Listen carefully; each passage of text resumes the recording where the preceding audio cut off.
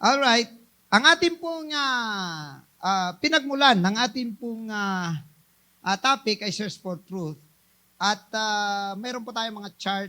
And by the way, mamaya i-remind niyo po ako kung mamaya yung mga yung mga nag-order, no? Sorry, very sorry kasi laging naiwan sa bahay kasi palagyan sana ng pangalan para hindi na po magkagulo-gulo dito. Baka mamaya ibang nagbayad, iba po ang mabigyan. So ako pong mag-abuno. So meron na po yung mga ng mga Bibles pa-reserve ng Bibles na large print at Search for Truth Bible and Search for Truth chart. Meron na rin po tayong ilan, yung naunang batch. Ang second batch po ay sa pagbalik na ni Brother Naimi in the next few weeks. Darating na po siya para po sa youth camp. So mauna po siya sa atin on March 24. So dala po tayo ng mga bisita sa March 24. Siyempre linggo-linggo dapat magdala tayo ng bisita. Kasi maganda po ang ating mga mapag-usapan every Sunday. Sa totoo lang mga kapatid, this would be the most intensive doctrinal class dahil mauna pong maintindihan ninyo kung ano yung nilalaman ng Bible, saka po natin balikan isa-isa ang mga bagay na dapat po natin maintindihan. Ano po? So ngayon, ito po ang sinasabi ng Search for Truth po natin. Ang sabi niya, search the scriptures because they are they which testify of me. Yan po ang sinabi ng ating Panginoon sa John chapter 5, verse 39. Alam nyo ba mga kapatid, na kung hindi kayo mag-aral ng Biblia, it is a disadvantage on your part. Because you might believe on things na wala pala sa Bible. Pwede ka palang maniwala sa bagay na akala mo yun ang nararapat, na yun na yung dapat, yun ang tama, pero wala pala sa Bible.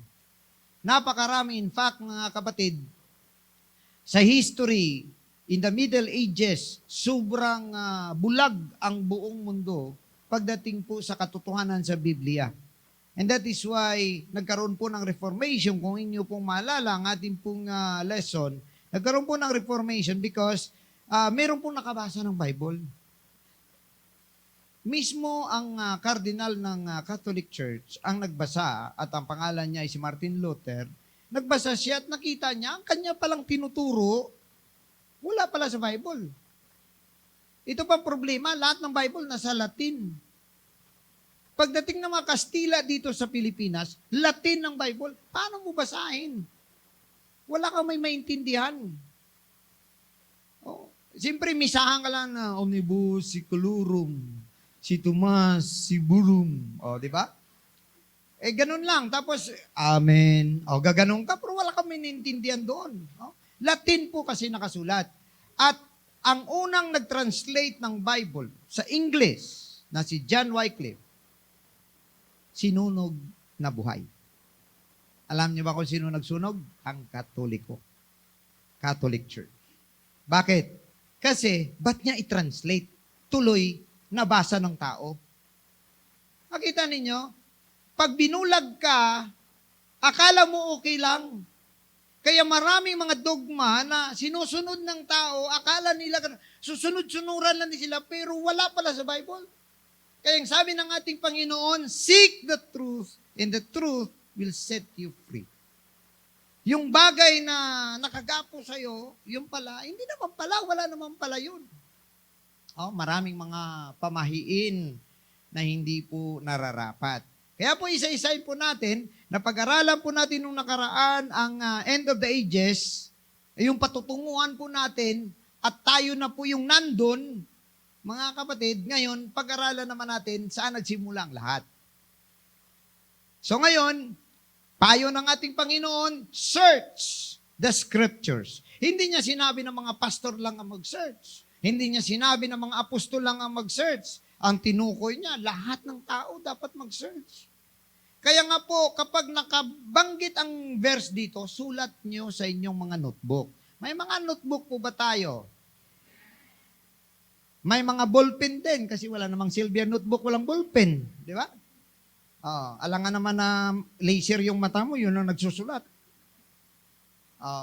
May ballpen, may notebook, may Bible. Amen?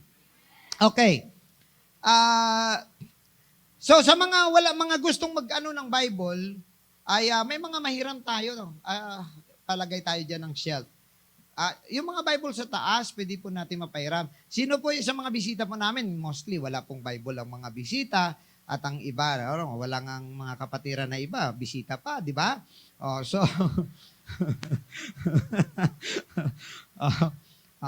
no offense, ha? Ayan. So, yung Bible, kasi maganda na meron kayong makita at mabasa talaga. No, hindi lang yung napakinggan, kundi inyong nabasa. Okay? Alright. So, lesson 1 po tayo. At pag-aralan mo natin, tingnan po muna ninyo ang inyong mga Bible, mga kapatid. Ayan. Itong Bible ko, kapal, no? Ito po ay original na, hindi naman original. Replika ng original na King James Version Bible na inilathala noong 1611. So kung ano po yung itsura ng 1611 Bible, ito po siya, pero malaki lang po dito. Ang laki po niya ay halos 4 po nito. No? Parang laptop kalaki. Ayan, makita po niyo yung mga laptop, ganun po kalapad yon. So, pero kung ano pong nilalaman niya, paano po nakasulat, ito po yun. Hirap nga eh. Hirap basahin. Kasi parang ano siya, yung Old English text. Sino yung familiar sa Old English? Yung parang may mga design. Ayan. So kapag nakita nyo po, gusto nyo makita kung anong original na King James Bible, ito po, tingnan nyo po dito dito po sa harap. Makita nyo po yan. Ito po ay kanilang token or nila noong 400th anniversary ng King James Version. So this is on 2011. 2011 na print po ito, no? na copy, no? Para po sa 400th anniversary edition.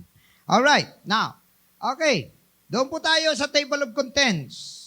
Meron po tayo table of contents diyan. Ang ating pong Old Testament Bible ay naka-arrange hindi po chronological. Okay? Ano pag sinabing chronological? Pag sinabing chronological, ang pagkasunod-sunod ayon sa pangyayari.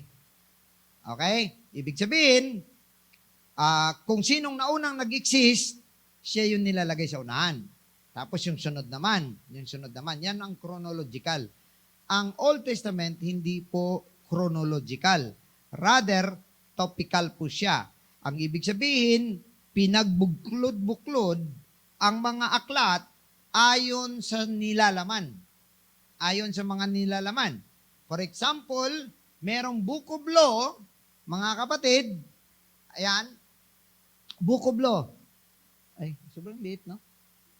Book of Law na nakaunang inilagay yan because ang tawag dyan ay Pentateuch. Yung Pentateuch, Penta means 5, and so 5 books of law. So makita ninyo sa inyong mga Bible, first 5 books. Genesis, Exodus, Leviticus, Numbers, Deuteronomy, yan po ang 5 books of law. Okay? Ang nagsulat po niyan ay si Moses. Kung makita po ninyo dyan, the book of Moses. Nakita nyo ba dyan? Sige, puntahan ninyo ang Genesis first part. Ay wala, hindi nakasulat pala sa ibang Bible. Nakasulat yan. Ang nagsulat po ng 5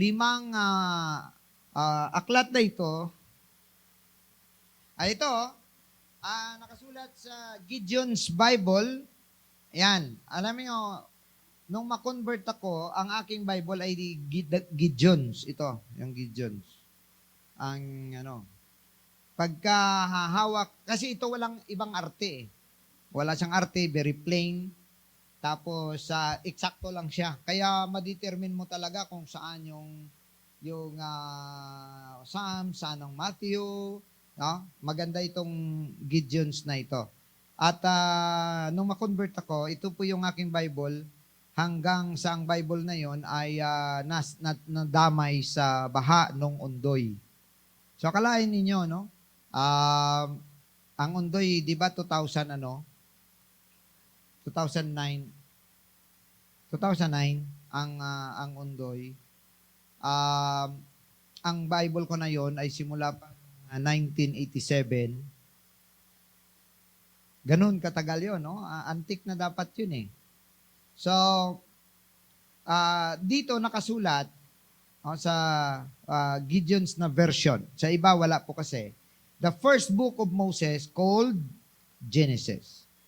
So, ang nagsulat po ng 5 aklat na ito ay si Moses.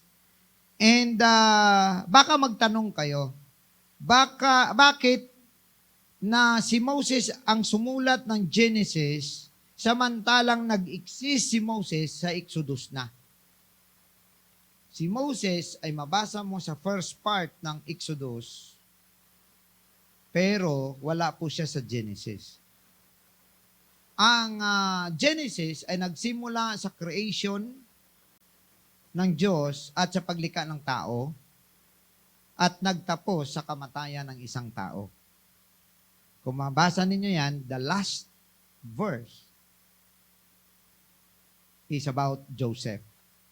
And he died at sinabihan niya na ang kanyang mga buto ay dalhin sa promised land. So it starts with the life of human being and it ends with death. Yun po yung Genesis. However, sa buong Genesis, mabasa po natin dyan ang mula kay Adan, papunta sa kay Noah, hanggang kay Abraham, hanggang kay Isaac, kay Jacob, 12 tribes of Israel, hanggang sa bininta nila si Joseph na kanilang kapatid, hanggang nakarating sila sa Egypt, at hanggang inimbitahan sila na manirahan sa Egypt, ang buong pamilya, 70 souls, ang pumasok sa Egypt, at doon na sila naging slave ng mga Egyptians. Until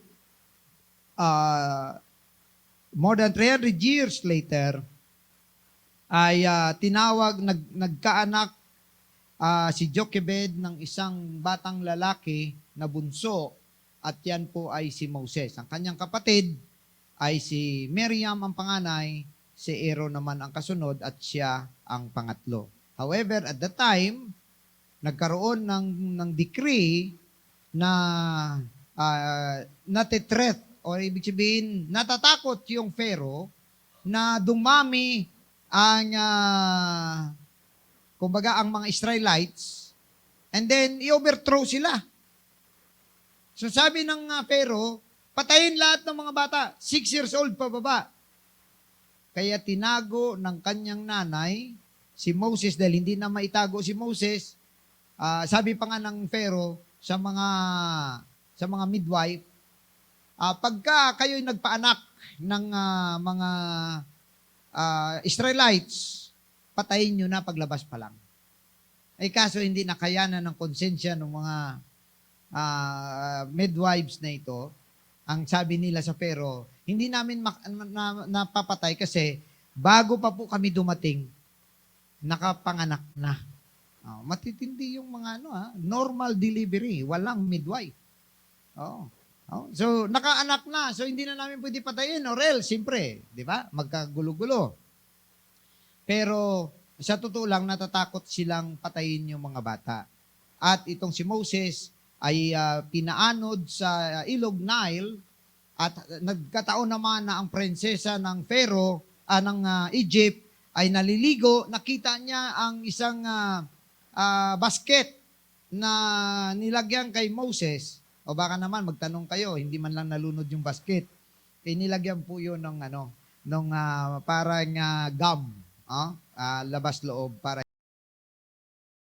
hindi po siya malunod. And nakita ng prinsesa, amazingly, alam ng prinsesa na anak ng Hebrew. Pero sabi niya, hindi, akuin ko to, aking anak to. Si Miriam naman, yun ang nag-i-spy sa gilid. Inaabangan niya si Moses. Hanggang sa, wala pang pangalang Moses at the time, no? Inaabangan niya ang kanyang kapatid. At nung makuha ng prinsesa, sabi ng prinsesa, gusto kong alagaan ang batang ito. Lumapit ngayon si Miriam. Sabi ni Miriam, mahal na prinsesa, gusto po ba ninyong hanapan ko ng nani? Hanapan ko ng yaya, yung bata. Sabi niya, sige, maghanap ka. Siyempre, ang hinanap niya, yung nanay ni Moses. So, ang nagpalaki kay Moses, yung nanay niya. Ayan. So, lumaki si Moses actually hanggang sa siya ay kung sa Ilonggo pa malutas. Ibig sabihin sa atin ay sa Tagalog ay mahiwalay sa gatas. Lumaki si Moses mga ilang years, probably 7 years old. Itinanim na ni Jochebed ang identity ni Moses na siya ay hindi Egyptian, kundi siya ay isang Hebrew at siya ay magliligtas. Gagamitin siya para iligtas ang kanyang mga kalahi. And so, nung naging prinsipe na siya ng Egypt, doon na siya nanirahan, doon na siya nag-aral, naging prinsipe siya ng Egypt hanggang sa siya ay, kumbaga, nakita niya ang dalawang Hebrew nag-away. Hindi. Nakita niya pala na nilalatigo ng Egyptian yung isang Hebrew. Sa galit niya, pinatay niya yung Egyptian kasi alam niya, Hebrew siya eh. Tinakpan niya lang ng buhangin. Tapos, sumunod na araw, nag-away yung dalawang Hebrew. Sabi niya, ba't kayo nag-away? Magkakapatid lang kayo. Hindi naman alam ng mga Hebrew na siya ay Hebrew. Ay tsura niya Egyptian. At ang pagkakilala sa kanya, prinsipe ng mga Egyptian. Ang sabi sa kanya, bakit? Gawin mo rin ba sa amin ang ginawa mo sa kapwa mo Egyptian? Natakot si Moses. Tumakbo siya. Napunta ngayon siya sa disyerto, doon po sa Midian. At doon po ay nanirahan siya for another 40 years. 40 years old siya nung nangyari yon. 40 years siya ulit doon sa Midian. And then, saka siya tinawag at the age of 80 years old, tinawag siya ng Diyos para bumalik sa Egypt at doon na nagsimula na pinalabas na ng Panginoon ang buong Israel papunta sa Promised Land.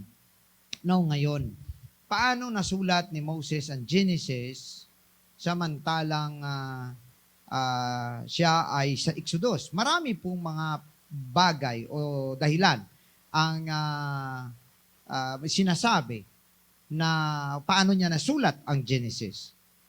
Isa dyan ay siyempre napasa-pasa ang mga kwento mula kay Adan at saka kay Eva papunta hanggang sa kanilang mga lahi. Hanggang ngayon may mga pasapasa pa ng mga kwento na nangyari. Ano po? In fact, ang mga rabbis naniniwala na ang kasama ng Diyos nung maglikha ay mga angels. Yung sinabi niya, let us make man in our own image. Mga angels. Yun paniniwala ng mga rabbis until now. And so, pero may isa pong makikita natin sa Biblia na sa lahat ng tao kasi, si Moses lang ang nakakita ng likuran na bahagi ng Diyos. Walang may nakakita sa harapan na bahagi or mukha ng Diyos kasi mamamatay ang tao. Kaya nga na nung dumaan ng Diyos, sabi ng Diyos kay Moses, Moses, dadaan ako at magtago ka sa bato. Dahil walang taong makakita sa akin na mabuhay. So, nakita ninyo ang covering, dumaan ng Diyos, hindi natunaw si Moses dahil may bato. At sabi ng 1 Corinthians chapter 10, that rock was Christ. At ang bato na yan, ibig sabihin, nakita natin, kaya nung nagtanong si Felipe, Panginoon, ipakita mo sa amin ang Ama. Hindi matindi ang kanyang kahilingan dahil gusto niya na bang mamatay? Hinihingi mo na makita mo ang Diyos? Ang ibig mo sabihin, gusto mo nang mamatay. Kasi walang makakita sa Diyos na mabuhay. Pero anong sabi ng Panginoon kay Felipe? Felipe, matagal nyo na akong kasama. Hindi mo pa ako kilala? Ang nakakita sa akin, nakakita sa Ama. Paanong hinahanap mo ang Ama? Yung mga tao dyan, nagtataka pa sila kung si Jesus ba ang Ama. Si Jesus ang imahin ng hindi nakikita na Diyos. Ang Diyos na hindi mo makita, sa kay Jesus mo makita. And that rock was Christ. Nagtago si Moses, pero ang ating Panginoon, alam niya, matitempt si Moses. Ayaw niyang mamatay si Moses. Kaya ang ginawa ng Panginoon, habang nakatago dyan si Moses sa bato, dito sa bato, nandun si Moses, nilagay ng Panginoon ang kanyang palad habang dumadaan siya, yung kanyang kamay. Sabi ng Biblia, baka kasi matempt si Moses na tingnan ang mukha ng Diyos, mamamatay siya. So, ibig sabihin, pati Diyos, hindi makapigil sa kanyang mga salita. Alam niyo ba yon?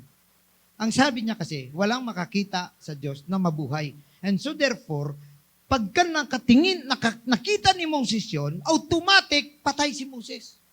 Hindi mapigilan ng Diyos, mamamatay talaga si Moses. Kasi yun na yun yun na yung salita ng Diyos. Alam niyo ba na ang salita ng Diyos, hindi niya pwede bawiin? Hindi niya pwede, ika nga, sabi pa nga heaven and earth shall pass away, but my word shall never pass away. Hindi po pwede na ang salita ng Diyos, labagin niya.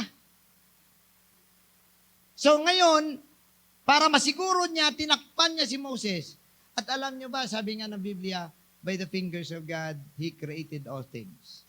And so, si Moses lang ang nakakita ng kamay ng Diyos. Ibig sabihin, nandito ang lahat ng creation ng Diyos. Nandito lang. Siya lang ang nakakita. At hindi lang yan. Paglampas ng Diyos, tinanggal ng Panginoon ang kamay niya, nakita ni Moses ang likuran. Alam niyo ba kung anong likuran ng Diyos? Creation. Because before God, there was nothing. Nakuha niyo? Bago ang Diyos, walang bagay. Kasi walang may nauna sa Diyos eh.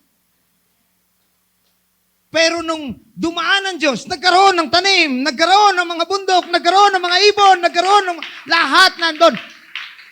Nasa likuran ng Diyos. Kaya nung pinakita ng Diyos sa kanyang likuran, nakita niya ang buong kasaysayan kung paano nangyari ang lahat ng bagay. Praise God. And that is why si Moses nasulat niya Book of Genesis. Meaning, the beginning. Now, meron niyang first 5 books of law. Genesis, Exodus, Leviticus, Numbers, Deuteronomy. Followed by the history of Israel. Ang history ng Israel, 12 books. At makita ninyo sa inyong mga Bible, Joshua, Judges. Si Joshua yun ang kapalit ni Moses. Judges, 1st and 2nd Samuel, 1st and 2nd Kings, 1st and 2nd Chronicles, Ezra, Nehemiah, Esther. Yan. Yan po ay history.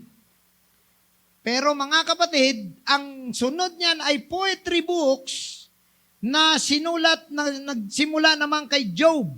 Si Job, tandaan ninyo, ayon sa pag-aaral, ay nabuhay in the book of Genesis. So nilagay siya, bakit? Kasama siya sa poetry books. Poetry books, 5 books of poetry books, Job, Psalms, Proverbs, Ecclesiastes, and Song of Solomon. Okay? So yun po yung sunod. Pero itong si David na nagsulat ng Psalms, si Solomon na nagsulat ng Proverbs, Ecclesiastes, at Song of Solomon, dito sila nabuhay sa panahon ng Samuel. 1st Samuel hanggang 2nd Samuel. Doon po sila nabuhay sa time na yan. Okay? So makita ninyo mga kapatid na nauna pa si David pero meron ng mga ibang books na lampas sa kanila dahil nga sa content, dahil history po ang content ng 12 aklat na yan.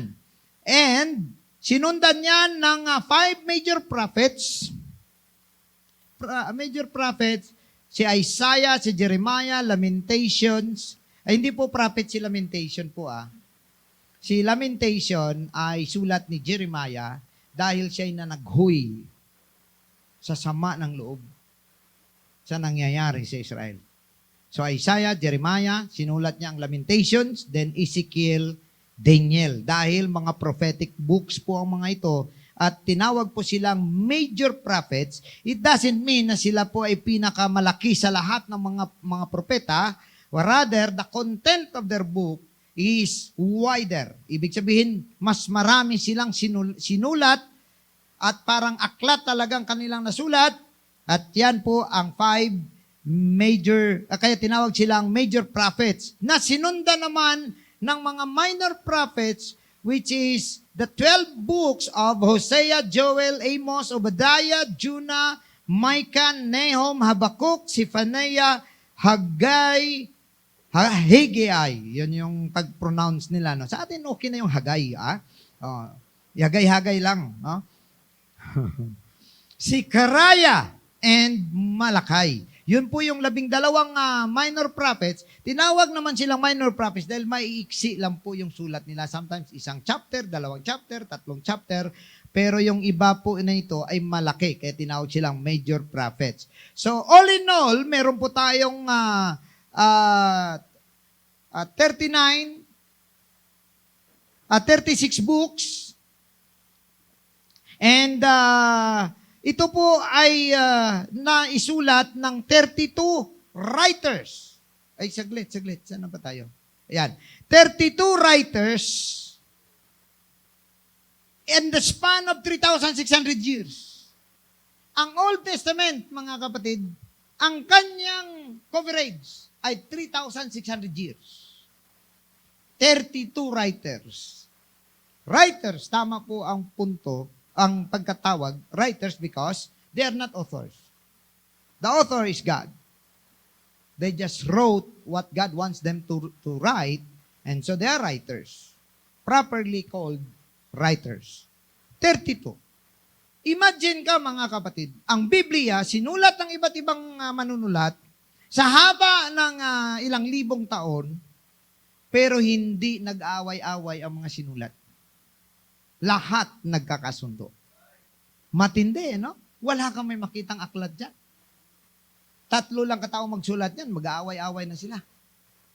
Ito, mga kapatid, sa haba ng panahon, ibig sabihin, mula pa sa simulang hanggang sa dulo, nakita na ng Diyos, alam na ng Diyos, at Diyos ang naglatag niyan. Dahil kapag binasa mo ang Bible, para sa isang nobela na tuloy-tuloy na sinulat lamang ng isang tao.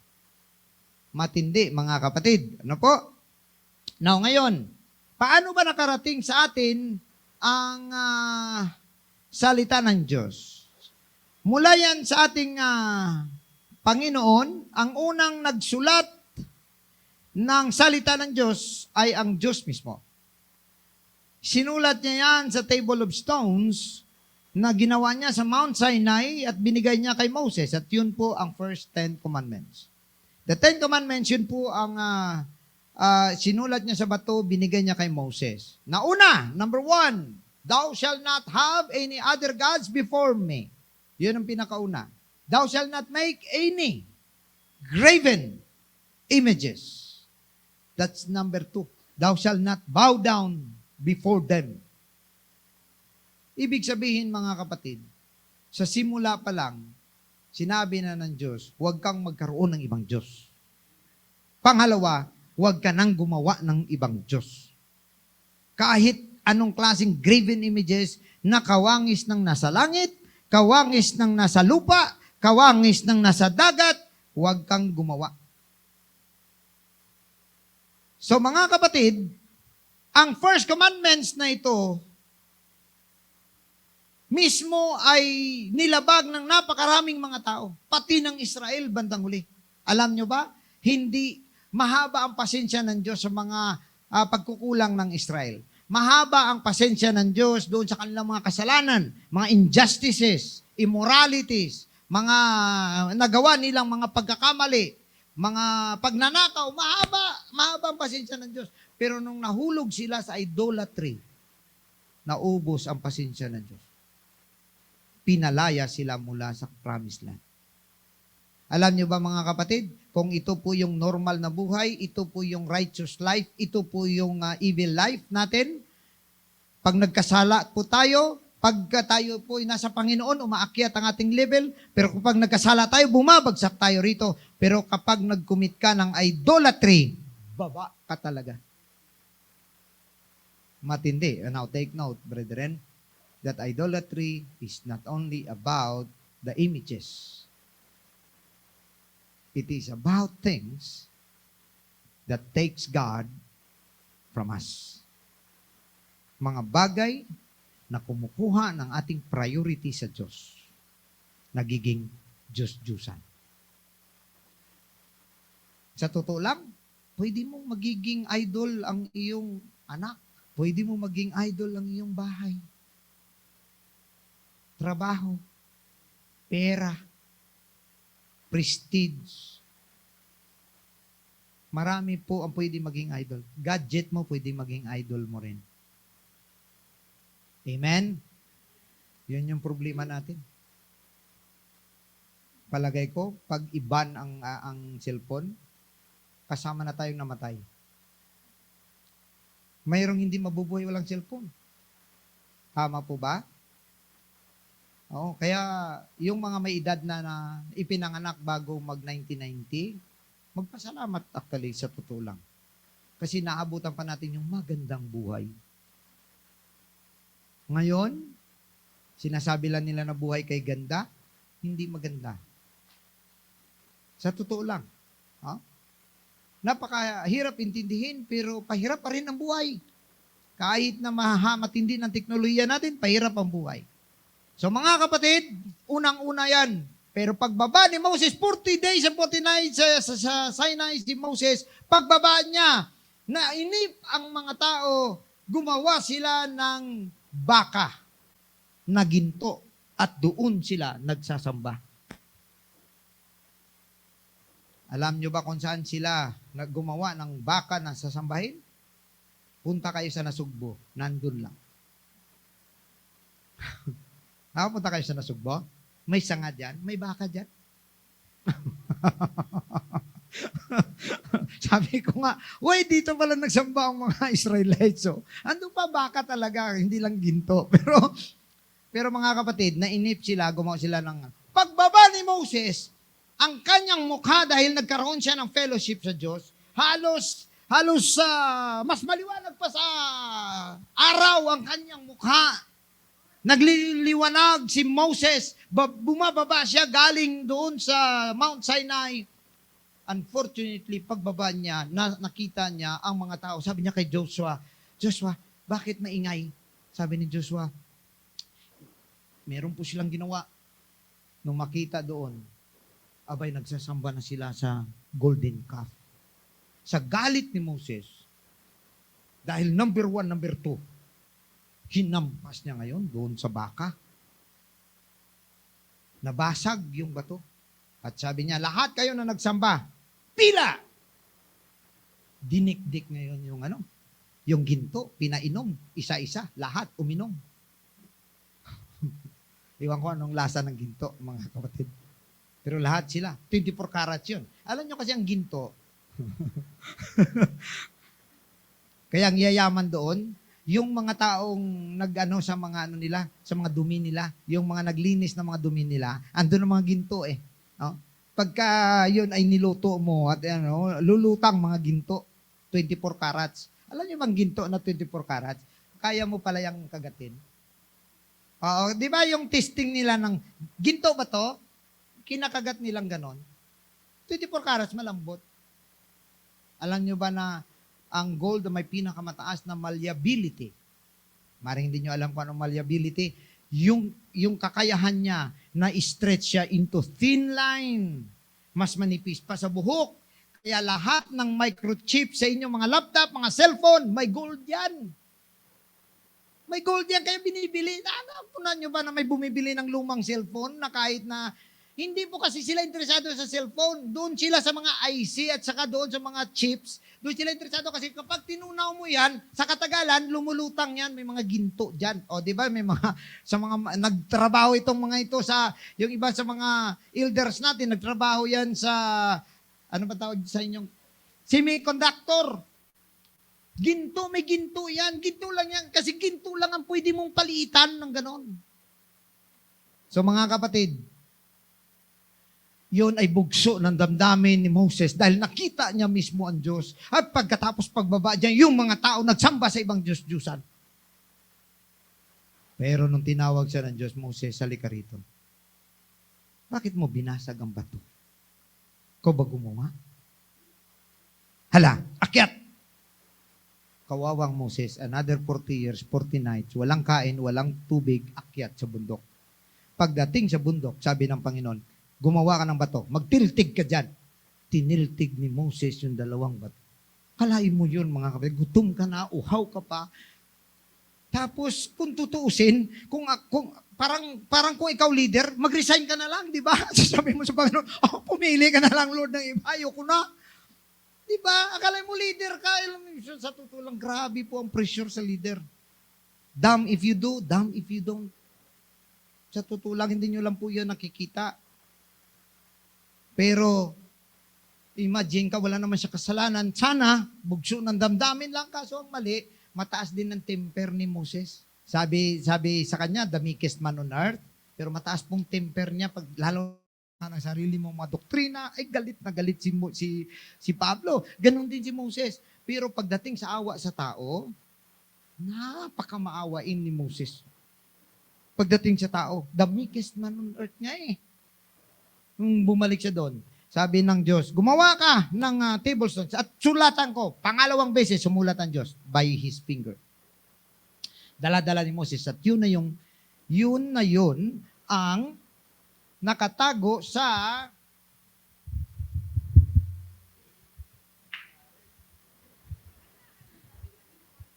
China ba to? Ayan. Dito po yan itinago sa Ark of the Covenant. Yun na yun. Hindi na yun ang bato na ginawa ng Diyos. Bato na ginawa ni Moses, pero sinulatan pa rin ng Diyos. And so, mga kapatid, paano napunta sa tao? Orally. Ibig sabihin, nililipat-lipat-lipat ng mga elders. And then, makita mo ang creation. Doon mo makita kasi napapatunayan ng creation ang mga ginawa ng Diyos. And siyempre, conscience. Conscience in the sense that God has a part in our heart that whether we know the right or wrong, we know it is wrong and we know it is right. Kaya darating ang araw, kahit sa judgment, wala ka talaga. Yung sabi mo, sorry Lord, yung sinasabi na na-concern sila doon sa mga hindi nakabasa ng Bible, alam ng mga tao kung anong tama at anong mali. Alam mo yun. Sa totoo lang mga kapatid, but it is your choice that makes the difference. Now ngayon, mga kapatid, paano na-preserve ang kasuguan, and then, sa mga Hudyo, the entire law, 5 books of law, Pentateuch, Genesis, Exodus, Leviticus, Numbers, Deuteronomy, binabasa every 7 years habang nakatayo. Every 7 years. Nakatayo yun. Hanggang matapos, walang uupo. Bilang pagrespeto sa salita ng Diyos. Pati bata. Sa atin dito, mga bata, hindi makontrol, di ba? Pag sinabi mong, huwag kang tatakbo-takbo simbahan, di ba? Kahit bigyan mo pa ng biskwit yan, pag naubos ang biskwit, takbo na naman ulit yan. Wala. Pero sa mga Hudyo, pagdating sa salita ng Diyos, pati bata, nakatayo yan habang binabasa ng mga rabbis ang salita ng Diyos, ang 5 books of law, hanggang matapos. Imagine ka kung ilang oras yon. Sa inyo, ilang buwan yon natapos ang Genesis? Bakit hindi pa katapos eh? No. Doon, binabasa dire-diretso. Every 7 years. At, ano pa? Nililipat kasi siyempre yung papel nila, di ba? Naluluma. Nililipat ng mga scribes. Ang tawag scribes kasi scribes means write, di ba? Writers. Manunulat. Pero hindi silang nagsulat, kundi nililipat lang nila. Kasi maluma na itong papel bago ito magiging brittle or mapudpud, lipat sa bago. Bago mapudpud, lipat sa bago. Alam nyo ba na pito-pito ang sistema? Oh. Hindi yung pito-pito na inumin, ha? Pito-pito. 7 beses nila basahin ang isang word bago isulat. At 7 tao ang magbabasa ng kanyang sinulat. At 7 tao ang uulit. At ang yung 7 tao pala, uulitin niyang basa ng 7 beses. Kalayo mo yon? Kung tama, mula sa original. Grabe! Ganon katindi pang naglipat. Kaya huwag niyong tapon-tapon Bible niyo. Kung minsan dudurog ang puso ko, makita ko dyan yung mga Bible. Nakita kong pangalan, ikaw talaga brother ka, ha?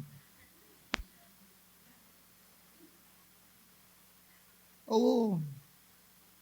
Sa totoo lang, alam niyo ba ang Quran, hindi mo pwede ilapag sa lupa? Ang Quran, ha?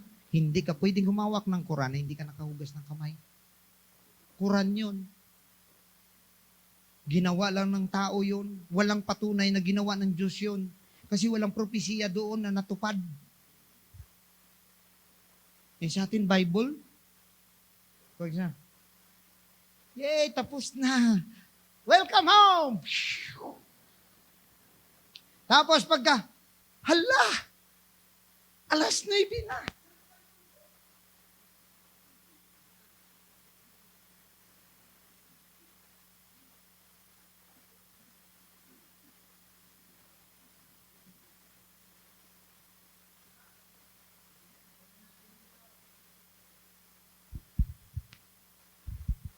Minsan, ilagay lang natin sa upuan natin, tapos alis na tayo. Kaya gusto ko lahat ng Bible nyo, pag meron kayong Bible, sulatan nyo pangalan nyo. At isusumbong ko kayo. Now ngayon, alam ninyo, mga kapatid, pagsalita na ng Diyos, bigyan po natin ng respect. Because this is not about the man that is mentioned here. The men and women that are mentioned here. It is about the Word of God. So mga kapatid, dumating sa atin ang salita ng Diyos sa lipat-lipat hanggang noong 1455, 55, na imbento ni Johann Gutenberg ang printing press. At isa sa mga unang nilimbag, Bible. At ito na ngayon, sa ating mga kamay, ang Bible. Nahawakan na natin. Very precious, mga kapatid. Alam nyo ba na how I wish na mayroon tayong time sa susunod na linggo or may isang movie sa China na pinalabas ng Bible Society kung paano naghikahos yung mga tao, paano nila iningatan ang Bible sa China dahil bawal maghawak ng Bible doon eh. Bawal maghawak. Alam nyo ba mga kapatid, na kung saan-saan dito nila pinang-iipit sa mga loob, binubutasan nila, pinapapasok nila tag-isang pahina para pag nagkasalubong sila, bigay nila sa isa, ilagay naman doon. Pag kinapkapan sila, wala silang papel. Pero nasa loob ng mga laylayan ng kanilang mga damit. Hanggang sa bilangguan, nakapasok. Kasi binibilanggo sila. Minsan napanood ko yun, mga kapatid. Wow. Gaano tayo kamiserable. Na malaya tayo. Pero wala tayong pakialam sa salita ng Diyos. Siguro, pag dumating tayo sa ganon, baka mabago ang ating pananaw sa salita ng Diyos. No, ngayon, mga kapatid, alam nyo ba ang Bible? The Bible is unique and wonderful. Unique and wonderful. Why? Because it survived the time and critics. God wrote it. Diyos mismo. Gumamit lang ng tao ang Diyos, pero siya po mismo ang nagpasimulang magsulat and nakikita natin ang mga sinasabi sa Biblia nangyayari. Amen? Now ngayon, alam nyo ba na sa mga emperor, ang pinakamatindi si Diocletian. Pinakamatindi na emperor yon. Itong si Diocletian, mga kapatid, na naging emperador ng Roma 284 hanggang 305 AD, nakita niya, sabi niya, hindi maganda yung mga Kristiyano na yan. Yang lahat ng ng kanilang mga kasulatan, sunugin. Pinasunog niya lahat. Bahay-bahay ni raid.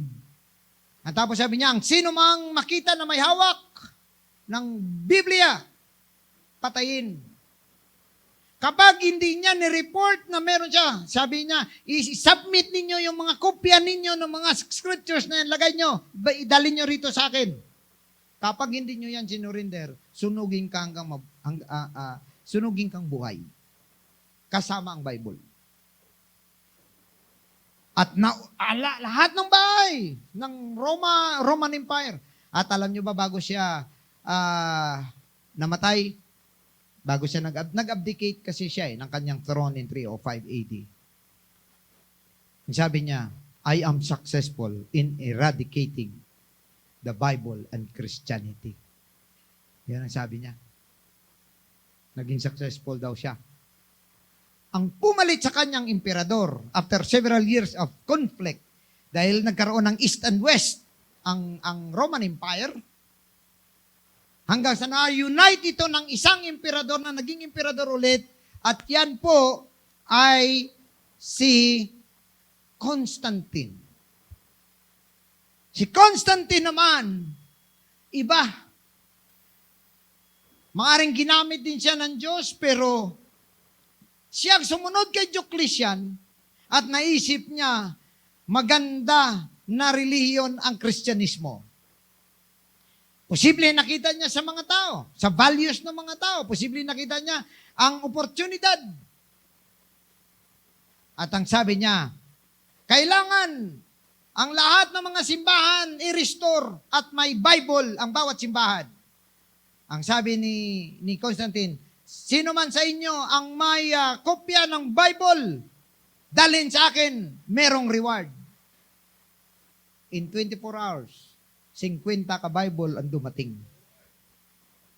Saan ang sinabi ni Diocletian na naubos niya ang Bible?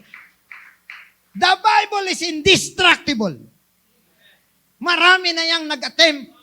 Marami na yang nag-attempt na tanggalin yan sa balat ng lupa. Pero mga kapatid, the Bible remains. It remains until now in our hands, mga kapatid. If this is not the Word of God, matagal na itong nawala. Matagal na itong nakalimutan. Pero mga kapatid, katatapos lang ng isang emperador na nagsabi na nakuha niya na at natanggal niya na ang Biblia, ang sumunod na emperor, yan naman ang nagpalaganap ng Biblia sa lahat. So mga kapatid, ang Bible ay isang unique and wonderful book. It survived the time and critics, but it has more translation than any book. Alam nyo ba? Ang sabi, the Bible is the best-selling book in the world because 100 million copies sold or donated annually. Every year, 100 million copies nabibinta or nadudonate. And approximately 20 million copies are sold each year sa Amerika pa lang. US pa lang. Makita ninyo? And also, it is the most translated book in history. As of now, the Bible is translated in 3,283 languages in 167 countries. That includes the dialects. Dito lang sa Pilipinas, may Ilocano, may Cebuano, may Bicolano, may Ilonggo. Lahat na lang ng klase ng mga salita, meron tayo rito, may Bible. 3,283 languages. Imagine, mga kapatid, saan ka makakita kung yung Bible na hinahawakan mo ay ordinaryong libro lang, mga kapatid? Hindi yan natalo ni Shakespeare, hindi yan natalo kahit ng Harry Potter, mga kapatid. Hindi yan natalo. Kahit ano pang klaseng kaganda, kahit mga aklat pa ni Confucius, aklat ni Gautama, Buddha, hindi po nakatalo sa Biblia. Now ngayon, praise the Lord. Paano ba natin malaman kung totoo ang Bible? Siyempre, sa pamagitan ng science, medicine, history, pati history, archaeology, Dead Sea Scrolls, dagdag ko pa dyan, astronomy. Lahat ng branches of science prove that the Bible is true. Number one, na ibanggitin po natin, the first that mentioned that the world is round is in Isaiah chapter 40 verse 22. Anong sabi ng Isaiah 40:22? He sits enthroned above the circle of the earth, and its people are like grasshoppers. Imagine ka, mga kapatid, na ang tao parang tuldok lang daw. Narinig niyo ba yung awit ng asin? Sino sa inyo nakaabot ng asin? Asukal. Sino nakaabot ng asin? Ikaw ay tuldok lang. Kaya huwag magyabang. Dahil kung susuriin at ating isipin, ikay ay tuldok lang. Nakita niya, grasshoppers lang daw yung mga tao sa mundo. Pero anong pinakamatindi? Sabi niya, nakaupo daw ang Diyos doon sa bilog ng mundo. Tandaan ninyo ito. That was written almost 800 years before Christ. Before Christ. At ang mga scientifico nagdidebate pa kung bilog ba o flat ang mundo until 16th century. Ibig sabihin, for 2,000 years, nagdidebate pa ang mga scientifico kung ang mundo ba ay bilog. And in fact, nakaimbento si Copernicus ng teleskopyo at kanyang napatunayan na ang mundo ang siyang umiikot sa araw at hindi ang araw ang umiikot sa mundo. At pinalakas siya ni Galileo at nakita ni Galileo ang mundo daw ay bilog. Nagalit ang Papa dahil ang Pope at the time is the sole authority of knowledge. Pinarikant si Galileo dahil kung hindi, papatayin siya. Nagrikant si Galileo pero sa isip niya, nasulat niya na, nagrikant man ako dahil ayoko lang mamatay, pero totoong sinasabi ko. Nagdebate sila hanggang dumating si Magellan, mga kapatid. Kailan dumating si Magellan sa Pilipinas? On March 16, 1521. Alam niyong history? At naglayag si Magellan at doon nasulat sa pamamagitan ni Pigafetta na kanyang sekretaryo at sabi niya, ang mundo ay bilog. Doon pa lang nalaman na bilog. 15th century. Pero, 2,000 years before that, nasabi na ng Biblia, bilog ang mundo. Ang punto, sinong umakyat doon? Sinong lumipad para makita na bilog ang mundo? Diyos lang. Diyos lang. Kaya nasulat, mga kapatid. Praise God! At ito pa, sinong nag-isip? Marami sa mga siyentipiko iniisip nila ang mundo. Sinusuportahan ng mga poste, flat tayo at sa dulo daw ay may falls. Kaya ang lahat daw na naglalayag, hindi na nakabalik. Nauulog daw sa falls. Tapos may mga poste daw yan na nakatukod. Pero sinong nagsabi na nakalutang ang mundo, mga kapatid? Basahin natin. Job 26:7. Anong sabi ni Job? He spreads out the northern sides over empty space. He suspends the earth over nothing. Ha! Nakasakay ba ng spaceship si Job? Wala. Wala pang spaceship. Huli na nalaman ng tao na lumulutang nga ang mundo. Pero nasabi na ni Job, saan? Kailan nabuhay si Job? Panahon ng Genesis. Imagine ka mga kapatid, the time of Genesis. That's almost 5,000 or 5,000 years from us. Hanggang madiscovery na ang mundo pala'y lumulutang. Nasabi na sa Biblia. So, ibig sabihin, kung hindi Diyos ang nagsulat nito, mga kapatid, hindi ko maintindihan kung sino pa ang iniisip mo.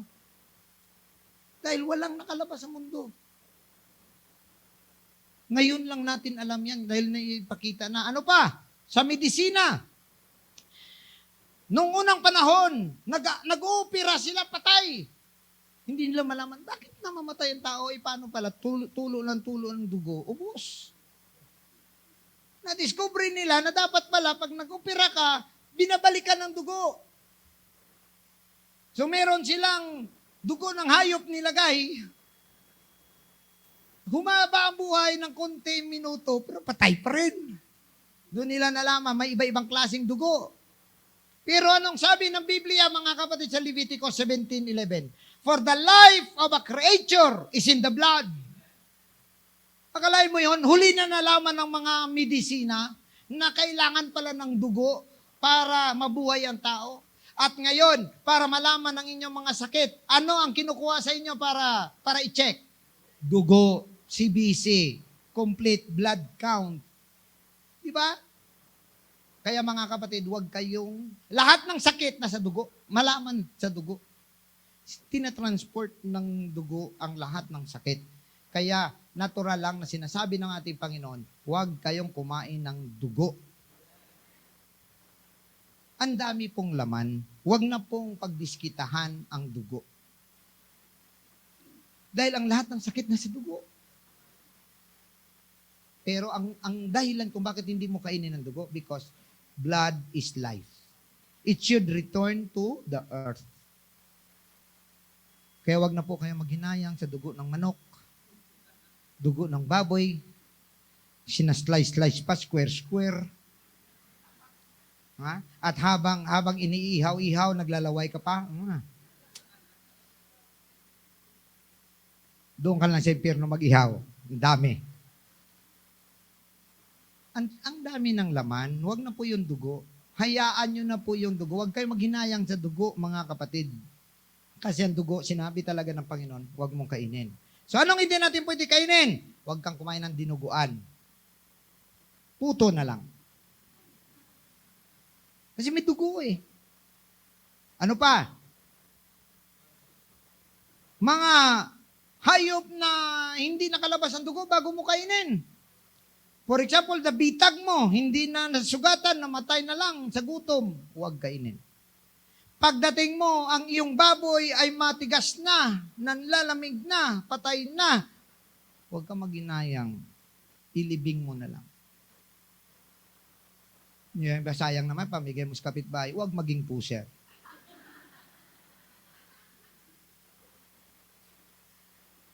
Ngayon, mga kapatid, ano pa ang mga strangled? Balot. May nakikita ako masamang tingin sa akin ngayon.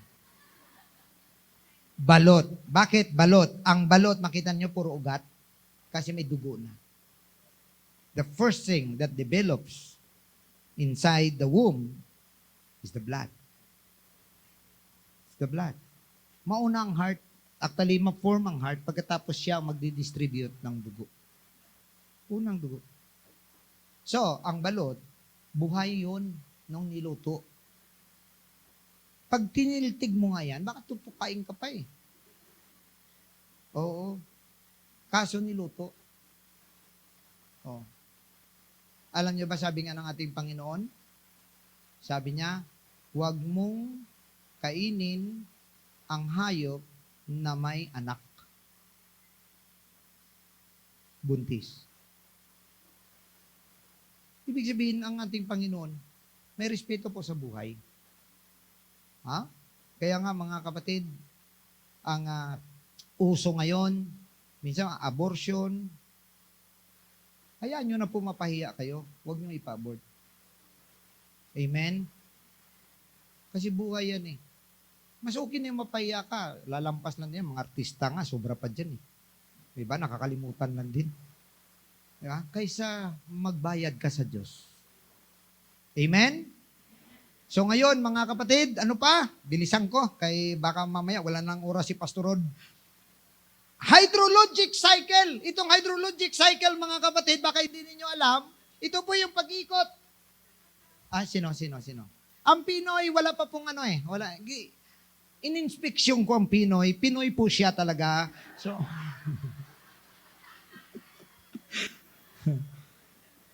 tiningnan ko wala pa talagang sign of ano doon. Parang na-mature lang siya ng konti na itlog, pero wala pa po siyang, hindi mo pa po nakikita na merong mga ano. Oo. Siguro pag Amerikano, di pwede. Pinoy lang. Pinoy lang pwede. Okay. Hydrologic cycle. Ano yung hydrologic cycle? Alam niyo ba mga kapatid, na nung 16th century lang napatunayan sa science ang hydrologic cycle. Ano yung hydrologic cycle? Yung tubig umiikot.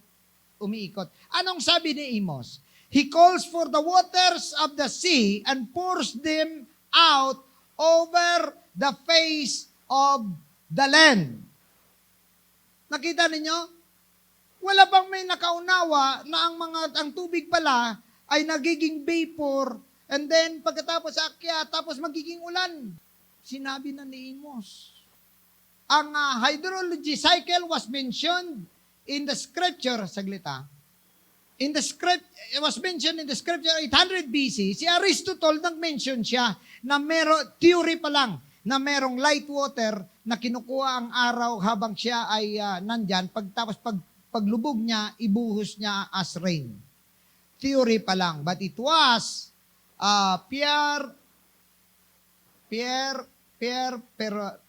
Perrault na lang. Okay. Perrault. French hydrologist. Siya ang nakadiscover ng hydrology na nailagay na sa science, mga kapatid. So, ano po yung cycle? Parang ganito po yun. Ayan. Una nilikha ng Diyos ay dagat. Kita ninyo? Tapos may mga ilog. Pero, kukunin ito ng araw, magiging cloud, and then, bababa siya parang ulan, sasama sa ilog, papunta sa dagat. Ang tanong kung ang lahat ng ilog napunta sa dagat, ba't hindi napupuno ang dagat? Tapos, pinag-aralan na kung ulan lang ang basihan daw, ay hindi sapat para ibalik ang nawala sa dagat. Kaya nalaman nila na sa ilalim pala ng lupa, may mga ilog at may mga tubig pala doon na ang ibang tubig doon dumadaan, ang ibang tubig umaakyat, pabalik. Cycle lang po. Okay? Sinong nagsabi pa nito na isa? Si Solomon. Anong sabi ni Solomon, mga kapatid? Sabi niya, all the rivers run into the sea, yet the sea is not full.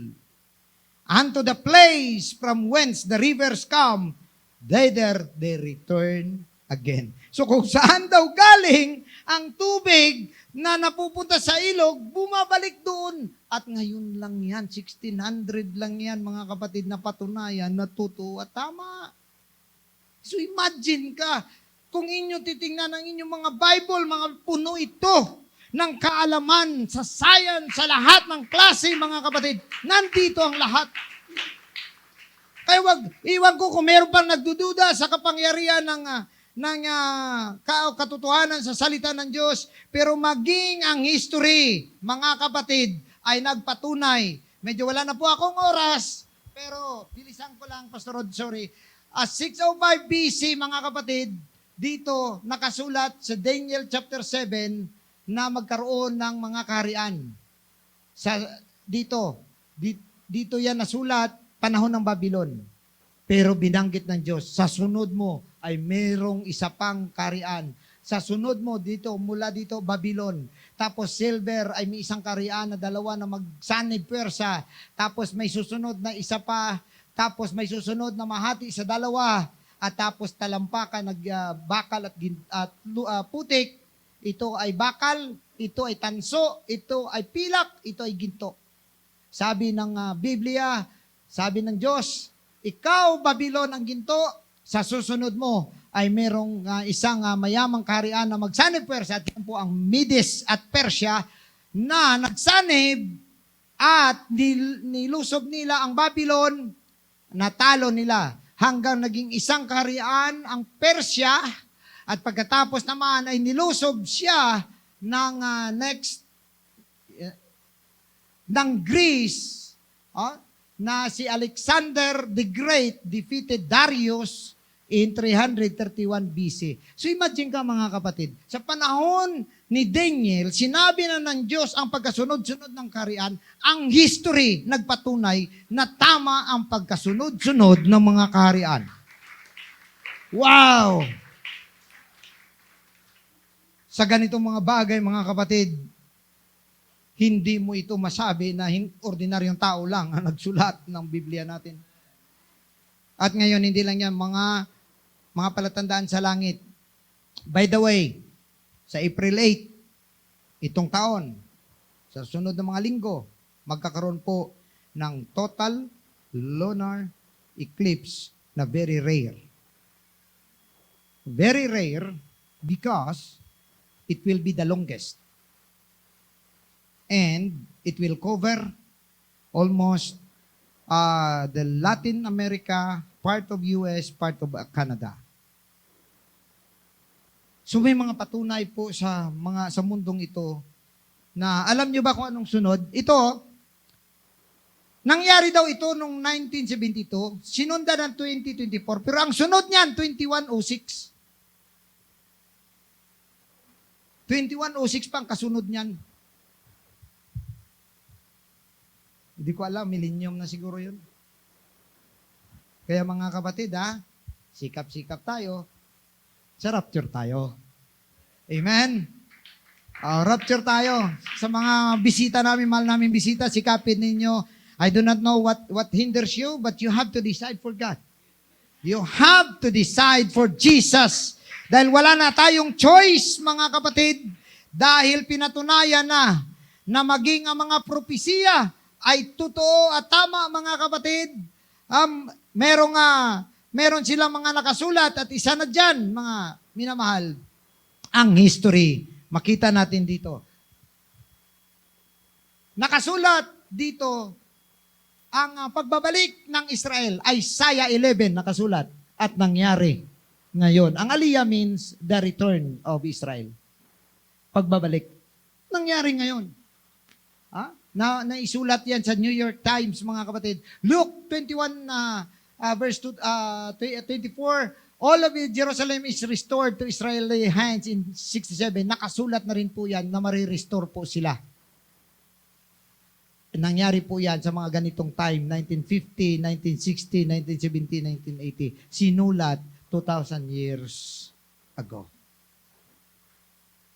Kung hindi Diyos ang kakampi ng Israel, saan ba siya pupunta? Lahat na lang ng pagpapalayas at persecution, dinaanan niya na. Pinalaya sa Espanya, pinalaya sa Portugal, pinalaya sa Russia, pinalaya sa Europe, at matindi. Kinatay sila ni Hitler, 6 million Jews. 1945. 1948, they became a nation. naging bansa sila. Right there, 5 nations ang nagtulungan para hindi sila makaupo bilang bansa. O ito, anibersaryo na naman nila sa May 14. Pero hindi nanalo.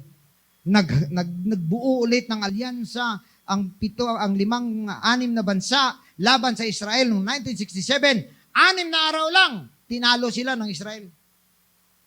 Samantala, hindi naging bansa ang Israel mula 70 AD hanggang 1948, walang bansang Israel. Pero nung nagkaroon na nagiging bansa, paano hindi sila natalo? Nandun ang Egypt, nandun ang Syria, ng mga matatagal na. Sa Old Testament, may Egypt na, may Syria na. Nandun ang mga Saudi Arabia, nandun ang... ba't hindi nila natalo? Dahil Diyos ang kakampi. Dahil sinabi ng Diyos. Mga minamahal, ang salita ng ating Panginoon, sabi ng Biblia, for our conclusion today, so likewise ye, when ye shall see all these things, know that it is near, even at the doors. Verily, I say unto you, this generation shall not pass till all these things be fulfilled. Ang tinutukoy na generation, tayo po yan mga kapatid, ang generation na ito ang maging saksi ng lahat ng katuparan ng salita ng Diyos. Sabi niya sa 35, heaven and earth shall pass away, but my words shall never pass away. Hallelujah! Kapag sinabi ng Diyos, mangyayari, mga kapatid, ang sabi ng 1 Peter 1:24, for all flesh is as grass, and all the glory of man as the flower of grass. The grass withereth, and the flower thereof falleth away. But the word of the Lord endureth forever. This is the word which by the gospel is preached unto you. Mga kapatid, kung ang salita ng Diyos tungkol sa mga propesiya ay nangyayari na dapat din natin paniwalaan, dapat din natin sundin ang sinabi ng ating Panginoon kung paano ka maligtas. Ang sabi niya, maliban ay panganak sa tubig at Espiritu, hindi ka makapasok sa karyan ng Diyos. Hallelujah! Ang sabi ng ating Panginoon, hallelujah, preach the gospel to every creature. He that believeth and is baptized shall be saved. Ibig sabihin, mga kapatid, ang gawin lamang natin, sundin natin ang sinasabi ng Biblia, hindi na tayo maliligaw. Kaya sa araw na ito, pasalamat tayo na tinipon tayo dito ng ating Panginoon, mga kapatid. Sa aming mga mahal na bisita, we welcome you today. But God welcomes you to be a part of His kingdom. Hallelujah! This is not about religion. This is about the truth written in the book of the Bible. Kaya sa araw na ito, mga kapatid, purihin natin ang Diyos.